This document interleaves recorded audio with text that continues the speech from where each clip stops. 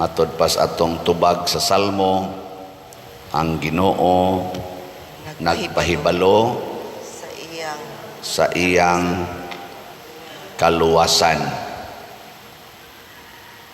Dunay panahon nga bisag unsaon natog pahibalo di gyud masabtan. Kanabitan sige tagpahibalo nga palit mo og slat. Bot pila ra kay nakasabot gyud no nga kana di ang pagpalit og slat part na sa kaluwasan.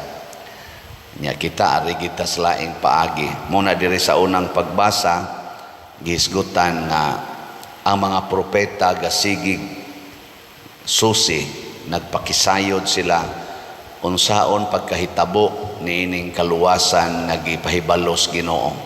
Naman sila gipangsulti na igo-igo man sa ginagmay kanus asa mataw ang Mesiyas, asa unsay iyang kinaiya, unsay mahitabo niya, pero dili gyud kayo klaro. Pero matud pa ni San Pedro, kining maong gisusi sa mga propeta gipahibalo na sa espiritu ni Kristo. Kay pagsaka ni Kristo sa langit, ningon mas Kristo, daghan kay ko gustong isulti ninyo pero di mo kasabot pakaron. Pero inigabot na sa espiritu sa kamatuuran, sultihan mo niya sa tanang kamatuuran. Ug mao na karon ang simbahan ang lihok na ang Espiritu Santo. Pero matud pa ni San Pedro, panganda mo kay di rabasayon dawaton ang Espiritu Santo. Kita kusog kita mo kanta no, Come Holy Spirit. Garaon kita sa tanan ba? Come Holy Spirit, I need you. Kamu ganahan mong mukunsad ang Espiritu Santo ninyo? Ha? Luya kay mga nanginahan. Unsa may unang mahitabo kung mo abot ng Espiritu Santo or tugutan nato siya nga mulihok din hinato. Ang una yung mahitabo himuon tas Espiritu Santo nga mosunod ni Kristo. Mo dyan ay una, wa may lain siyang tumong, mosunod ta ni Kristo. Nya ganahan mong mosunod ni Kristo. Hilom na. Mo lagi na ingon Diyos Kristo, pangandam gimudaan kay basin o niya bag imbis nga ang Espiritu Santo inigunsad, malipay ka, basig mag-uol na hinuon ka. Nya unsa may buhaton kung mosunod tang Kristo? Diri iyang gisulti sa katong kagahapon nga ebanghelyo kay sumpay man ni karon, niingon siya, pauli sa inyo usa, ibaligya ang tanan mong katigayunan ug ang halin ihatag ngadtos kabos niya dayon balik ug sunod kanako.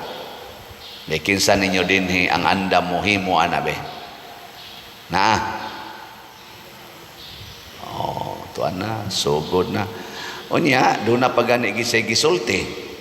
Biyai ang imong inahan, amahan, bana, asawa, anak, panimalay, imong kabtangan, imong mga uma. Biyai gid tanan. Muna sila si San Pedro, katong iyang mga apostoles, o pipila ka mga disipulo, namiya gito sila sa ilang, literally ha, namiya gid sila sa ilang panimalay. Si San Pedro naaman ni siya asawa, iyag yung gibiyaan. Ilinga imong tupad na andam na kang mubiya sa imong kaubas balay. Naamang ganite kabuang karon bisag nagpuyo-puyo nagpuyo-puyo na gina sala na ginang nagpuyo-puyo. Akong advicean, wa pa man mo'y kasal, nya di pa man ka mo magpakasal, pagbuwag lang sa mong puyo.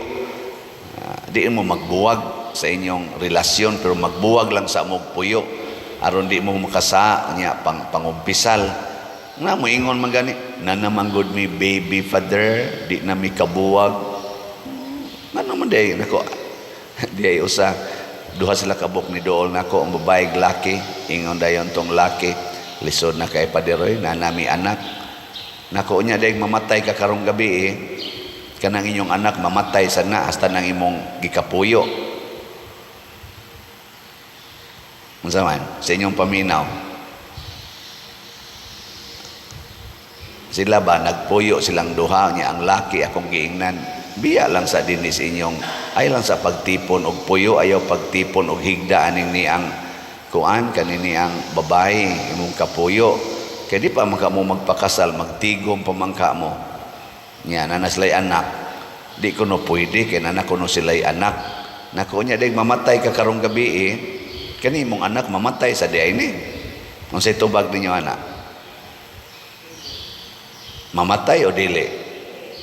Dili oy, mo take over si silingan. Doon na sanay manambo ditong lain. Dili oy mamatay. Ngano man? Tungod kay dili kita maoy tag-iyas kinabuhi. Hilas ra kay tas tanan nga moingon ako mo'y muhatag og kinabuhi kaugmaon sa akong pamilya. Hilas kay tas tanan. Pabiyaon ta ni Kristo matud pa niya diri ay tanawa ha. Ningon si San Pedro, unya kami Lord, nasayod ka nga gibiyaan namo ang tanan og misunod mi nimo. Unsa may giingon Hesus, tinuod ka na og sultihan ko kamo. Kinsa tong mubiya og panimalay, igsuon, inahan, amahan, anak ug uma tungod kanako makadawat og gatusan pa niining tanan. Kinsa may nakapadaghan nga nibiya naman ta ka nganong nidaghan man noon gikan sa Ginoo. Ug mao ni ang misteryo sa kaluwasan nga dili ta maningkamot pagluwas sa atong kaugalingon ining kinabuhia aron maluwas ta. Musbon ako ha, dili ta maningkamot pagluwas sa atong kaugalingon niining kinabuhia aron ta maluwas. Kinsa tong maningkamot matud pang Kristo sa pagluwas sa iyang kaugalingong kinabuhi, kawad-an niini. Maubitan na kining akong sigig pasabot ninyo nga pamalit mog slot, basta naa mo dihay 500, palit mog SBF dag, og naa mo'y 1,000, palit mo og MMHD para sa kapilinya. Ang pag-give up ni mo anang 500 or kanang 1,000, mauna na ang ginagbayng pagbiya ni mo sa imong pamilya, sa imong anak, sa imong balay. Kaya mayroon ka, stilan ako raman ng gitigom-tigom da, kay ipalit unta ni nako og bagong TV para sa akong mga anak, or cellphone, or ipalit ko nig bugas para sa akong pamilya. Ang Kristo biyahe na, ihatag na, marisimbahan. Ikaw niya, Lord, unsa na malay ako na nang gisaad, makadawat kag gatusan, kapilo, ug unsay imong gihatag, or unsay imong gibiyaan. Ug mutuo lang kita ani, maghinatagay tagmayo, way paghuna-huna, ug unsay sunod. Kay nga naman, ang sunod, gisaad nas Ginoo. The future is assured by God. Muna mo ingon bitaw ta, seek first the kingdom of God and everything you need will be given to you. Ang future ba? Dili man kita'y gasit sa atong future. Mga kuan lang kita, mga arrogante na kita karon ba? Tungod ani kunuhay educated na ta, kamao na tang mo plano kunuhay sa future, 10 years from now, na natay gitawag og career path.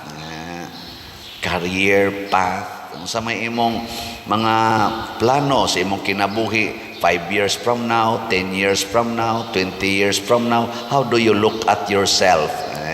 Dahil na ato, no? Gusto ko na ako'y pamilya. Yan, nakabit ra di ay. Gusto ko nga stable na ko. Na stable lagi sa iyang panimalay o sa iyang kwarta, pero wa na magtingganay sa iyang mga silingan kay purting away. Nya stable pa na. Ang nindot gidi ay nga career path is makabiya unta ko sa tanan, makat-on unta ko sa pagsunod ni Kristo, dili sa pagsunod sa akong gusto. kay mauna siya ang kaluwasan. Mauna nga niingon si San Pedro dire, ang Espiritu Santo maghatag og kabalaan. Mutudlo nato unsaon nga mahimot ang balaan, holy. Mauna nga pagbalaan kamo kay ako balaan man, matud pas Ginoo. Kung dili ganita maningkamot nga mahimong balaan, kung dili na mo'y focus sa atong kinabuhi, di kita kasabot sa kaluwasan nga gihatag sa Ginoo. Paragod anang moingon ang Ginoo, kung tamparoson imong pikas aping, ipatamparos lang sang pikas. Maayo na, dili. Hoy, ay mo pamakak, nakasabot mo na, maayo na, dili. Unsa may nakamaayo na, manglago maginang naong nimo. Sigihan kag balik-balik og kulata. Namang ginitext na ko, ako padir, support ko anang divorce.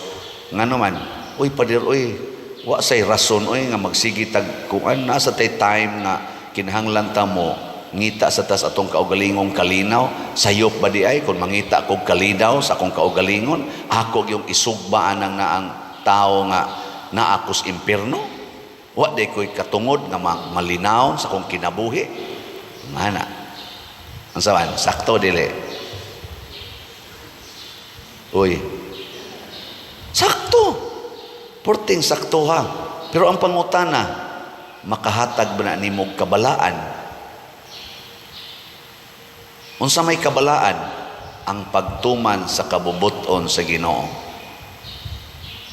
O ganus man na nato matuman kung andam tang magpakamatay para sa atong isig katao. Mo nang ingos Kristo, there is no greater love than to lay down your life for your beloved or for your friend. And in that matter, ningon siya, love your enemies. Nga naman, unsa man day makapabalaan kanang pagkaway sala.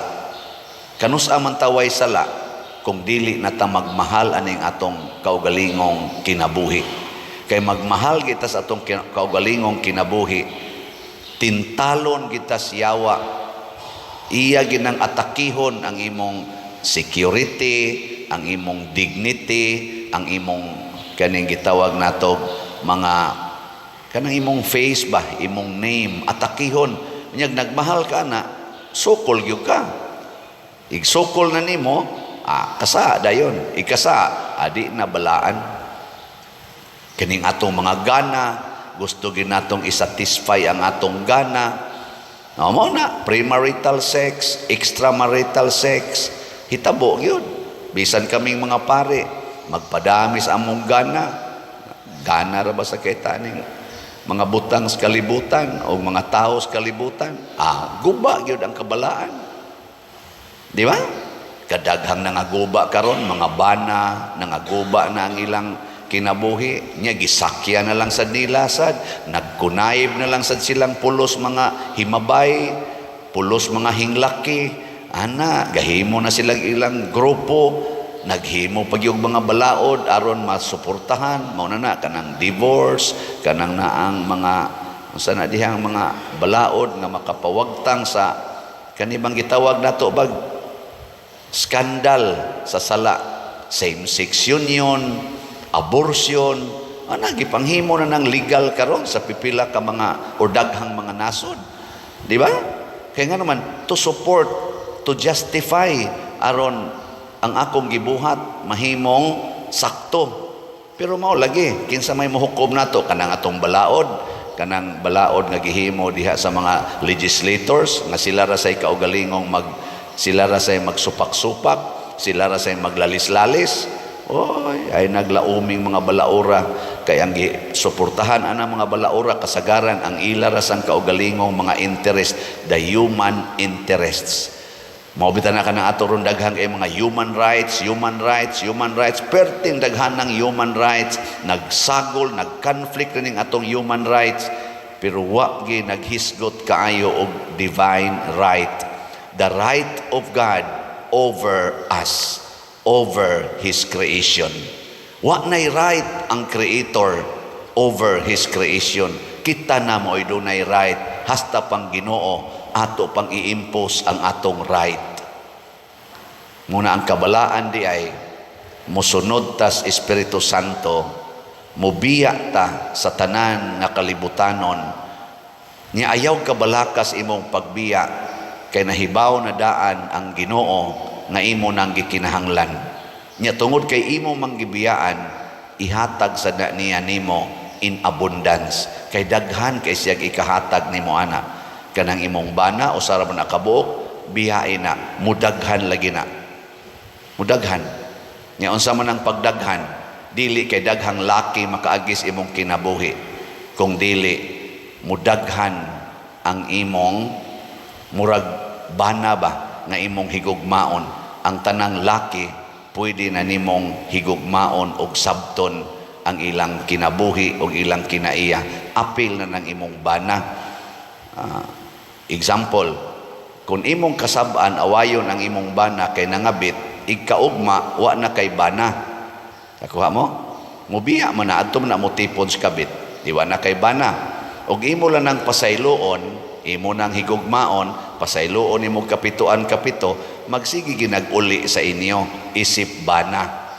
Pero moadto lang na siyang kabit. Ana, 3 ka adlaw dito, nya 4 ka adlaw nimo. Di na adyo kay bana. O, di ba? Kakuha mo? Muna akong simple nga interpretasyon. Di ka kawadaan ba? Nya mudaghan siya sa ato pa, moabot pa mo 50 years, moabot pa mo 60 years sa inyong marriage, pero wa magpasabot nga wa mo'y mga kasakit. Pero moabot gyud og 50 years. Di mura gi-multiply, di ba? Di mo to. Imong asawa, imong kasab-an, imong awayon, imong hinginlan tungod kay nakapanglaki, awa na kay asawa. Ing kamong ngitam sa kuglain pa dir, kabit na lang. Ana, di na ginaasawa, pero imo nang panggaon, manganak pa na. Okay, mamabdusan magina atong kabit. Di mudaghan pa imong anak, imong asawa magsigi ginag-uli sa inyo. Sa sige niyang uli, unsa may mahitabo? Unsa may mahitabo? Ma-convert. Siguro mga 10 years, 15 years, maulian gina siya. Nya mahimo na gina nimong faithful wife nga din agin mo biya nimo tungod kay ikaw nga husband nagpabilin nga buutan. Maunay gugmas Ginoo natong tanan.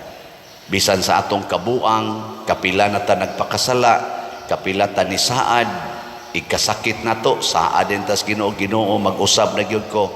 Nya ini kaayo na, balik na sa atong karaang bisyo, ikasakit na sa Ginoo mag-usab na gyud ko. Ang Ginoo sige lang yun, hangtod gyud na mahimo gitang balaan sa maniya. Ang pailob sa Ginoo ang iyang pasaylo, way sukod. Nya kung kita mo sunod sa niya sa pagkaway sukod, pinaagis pag huna-huna nga dili kita maoy importante kung dili ang sugo sa Ginoo, munindot sad ang atong kinabuhi.